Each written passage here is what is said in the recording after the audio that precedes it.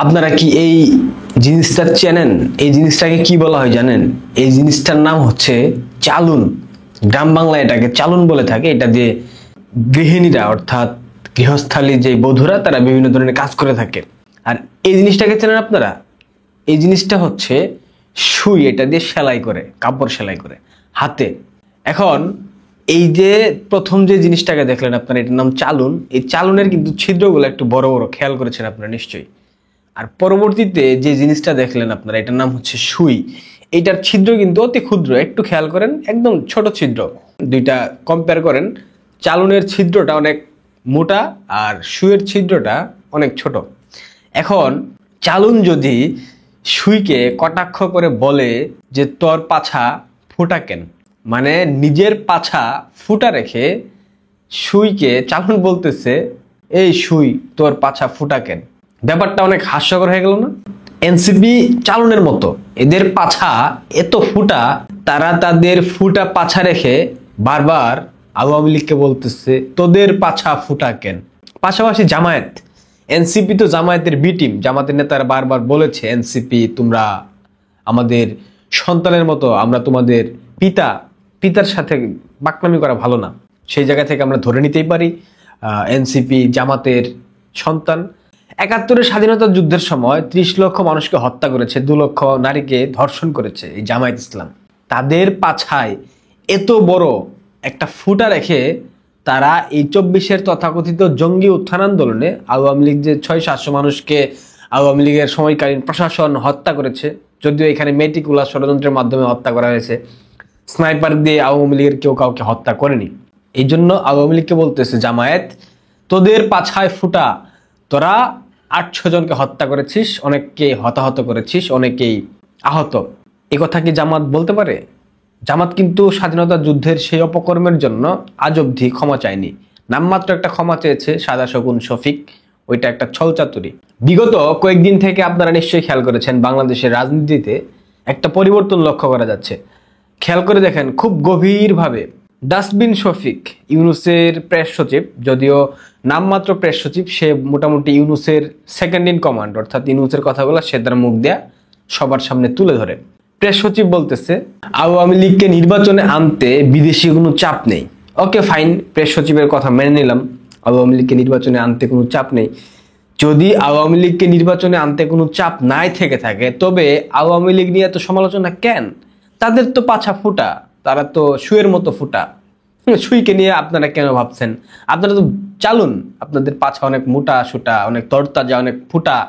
আপনারা কেন ভাই তাহলে শুধুমাত্র ছোট ছিদ্রের একটা সুইকে নিয়ে ভাবতেছেন? তার মানে সামথিং কুকিং। আখতার বলতেছে জাপা এবং আওয়ামী লীগকে নির্বাচনে অংশ নেওয়ার সুযোগ দেওয়া যাবে না। হাসনাত বলতেছে, সার্জিস আলম বলতেছে, মানে কেন হয়? আওয়ামী লীগ তো ডেড কেস বাংলাদেশে, আওয়ামী লীগের তো কোনো অবস্থান নাই, আওয়ামী লীগ বাংলাদেশে দাঁড়াইতে পারবে না। গতকাল দেখলাম বডি সুহেলও বলতেছে যে আওয়ামী লীগ বাংলাদেশে রাজনীতি করতে পারবে না, তাদের হাতে ২০০০ মানুষের লাশের, শহীদদের রক্ত।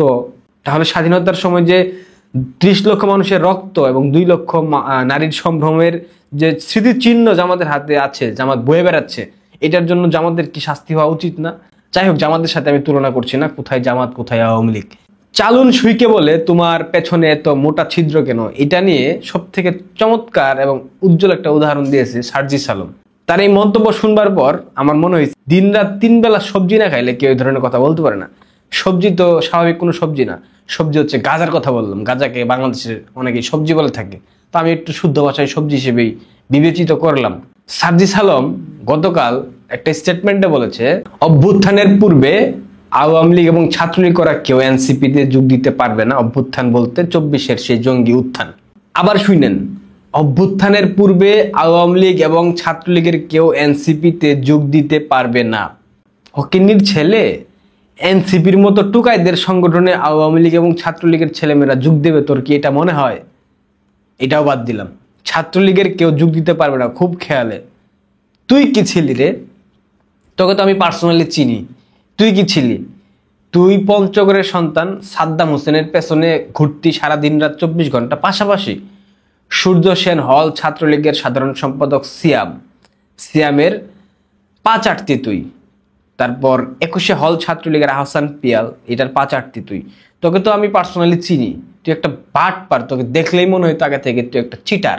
আমি এই কথাগুলো বলতাম যে ছেলেটার মধ্যে কেমন একটা চিটারি চিটারি ভাব আছে। অনেককেই বলছি আমি, আমার বন্ধু বান্ধব যেগুলো ঢাকা ইউনিভার্সিটিতে ছিল তৎকালীন সময়। তুই ছিলি ছাত্রলীগের কেন্দ্রীয় কমিটির সহ সম্পাদক লেখক ভট্টাচার্য এবং আল্লাহিয়ান খান জয় কমিটির, তুই এবং হাসনাত। তুই 21শে হল ছাত্রলীগের সম্মুখ সারির কর্মী ছিলি, তোর অসংখ্য ফুটেজ আছে। এই আহসান পিয়াল 21শে হল ছাত্রলীগের নেতা, তার সাথে এই যে সার্জিস আলম ফ্রেমে লাল বৃত্ত দিয়ে মার্ক করা। 21শে হলের সামনে ছাত্রলীগের প্রেসিডেন্ট সেক্রেটারিদের সাথে এই দেখেন লাল মার্ক করা সার্জিস আলম। ডাকসু ইলেকশনের পর 18 সালে গণভবনে যাওয়ার সময় সার্জিস আলম এই যে ডাকসুর নেতৃবৃন্দদের সাথে, এই দেখেন প্রধানমন্ত্রী শেখ হাসিনার সাথে ডাকসু নেতৃবৃন্দ দেখা করবার সময় পেছনে সার্জিস মলম। আরো দিতে হবে ছবি, আর ছবি দেওয়ার প্রয়োজন নাই। এবং সূর্য সেন হলের সিয়াম সাধারণ সম্পাদক, সে যখন পঞ্চগড়ে গেছে সার্জিস সেখানে তাকে প্রোটোকল দেওয়ার জন্য গাড়ি বহরেও ছিল, মানে প্রত্যেকটা প্রোগ্রামে ছিল। এবং প্রত্যেকটা ঈদের সময় গ্রামের বাড়ি যাবার পূর্বে ছাত্রলীগের প্রত্যেকটা নেতার বাসার নিচে গিয়ে দাঁড়িয়ে থাকতো টাকার জন্য। লেখক ভট্টাচার্যের বাসার নিচে দেখেছি, সাদ্দাম হোসেনের বাসার নিচে দেখেছি, পাশাপাশি অসংখ্য বড় বড় পঞ্চগড় বা উত্তরবঙ্গের নেতা যারা ছিলেন তাদের বাসার নিচে গিয়ে টাকার জন্য ধর্ণা দিয়ে বসে থাকতো এই ফকিন্নির ছেলে জমিদারের নাতি সার্জিস আলম। সে সাবেক ছাত্রলীগের নেতা, সে ছাত্রলীগের পক্ষ থেকে নির্বাচিত ডাকসু নেতা 21শে হল সংসদের। সে বলতেছে অভ্যুত্থানের পূর্বে আওয়ামী লীগ এবং ছাত্রলীগের সাথে সম্পৃক্ত কেউ এনসিপি করতে পারবে না। আওয়ামী লীগ এবং ছাত্রলীগের প্রথম সারি, দ্বিতীয় সারি, তৃতীয় সারি কিংবা একদম ইউনিয়ন ওয়ার্ড পর্যায়ের কর্মী যারা আদর্শিক যোদ্ধা তোর মতো বাট পারে না, তারা কি তোদের মতো টুকাইদের সাথে যোগ দেবে? তোদের কি আছে আমাকে বলতো? তোরা যে লম্বা লম্বা কথা বলতেছিস, লম্বা লম্বা লেকচার দিতেছিস, লম্বা লম্বা ওইটা করবি, লম্বা এইটা করবি, ছিঁড়ে ফেলবি, ফাটিয়ে ফেলবি, তোদের আছেটা কি ভাই? তোদের সমর্থক কত শতাংশ? বাংলাদেশের মানুষ যে তোদের পিছিয়ে এখনো মারে না, এটা তোদের সৌভাগ্য। শুধুমাত্র ইউনূস এখন অব্দি ক্ষমতার মসনদে বসে আছে, ওয়াকারুজ্জামান সেনা প্রধান এখনো আছে, এই জন্য তোরা এখন পর্যন্ত টিকে আছিস, বেঁচে আছিস। নয়তোবা তোদের পিঠের চামড়া উল্টা করে টেনে ছিড়বে বাংলাদেশের মানুষ। Mind it.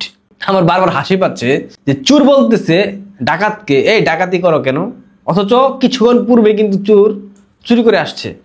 সার্জিস অভ্যুত্থানের আগের দিন পর্যন্ত 4 তারিখ পর্যন্ত ছাত্রলীগের পারপাস সার্ভ করেছে শুনেছি আমি, যদিও আমি সেটা বিশ্বাস করি না, কারণ এটা হচ্ছে গিয়ে আপাতমস্তক একটা গাদ্দারের ছেলে। এবং সার্জিসের পিতা কিন্তু পঞ্চগড়ের আটোয়ারি উপজেলায় একটা ইউনিয়ন আওয়ামী লীগের নেতা। চালুন বলতেছে সুইকে, তোর পাছা কেন ছিদ্র।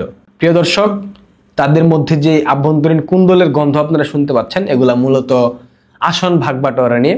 বিএনপির সাথে এখন অব্দি পাওয়া তথ্য মতে 6টা আসন বিএনপি এনসিপি কে ছেড়ে দিতে সম্মতি দিয়েছে। এর মধ্যে তাসনিম যারা আছে ফরিদপুর থেকে, কুমিল্লা থেকে হাসনাত আব্দুল্লাহ, নোয়াখালী থেকে হান্নান মাসুদ, মাংস মাসুদ, ঢাকা 11 থেকে সম্ভবত নাহিদ ইসলাম, এবং আরো একটা আছে এই মুহূর্তে মনে পড়ছে না। তবে সার্জিস এবং নাসিরুদ্দিন পাটোয়ারিকে মাইনাস করে দেওয়া হয়েছে। নাসিরুদ্দিন পাটোয়ারির অতি কথন এবং সার্জিস আলম ছাত্রলীগের পারপাস সার্ভ করছে এখন অবধি, এবং 4 আগস্ট পর্যন্ত সে ছাত্রলীগের হয়ে কাজ করেছে এনসিপিতে। এই জন্য তাকে বিশ্বাস করতে পারছে না নাহিদ ইসলাম। সার্জিস সর্বোচ্চ দেন দরবার করতেছে পঞ্চগড় থেকে নির্বাচন করবার জন্য এনসিপির প্রতীকে। ভালো থাকবেন, আর এই চালনদেরকে নিয়ে নতুন নতুন আপডেট পাইতে হলে একটু কষ্ট করে সাবস্ক্রাইব করে দিবেন। ধন্যবাদ।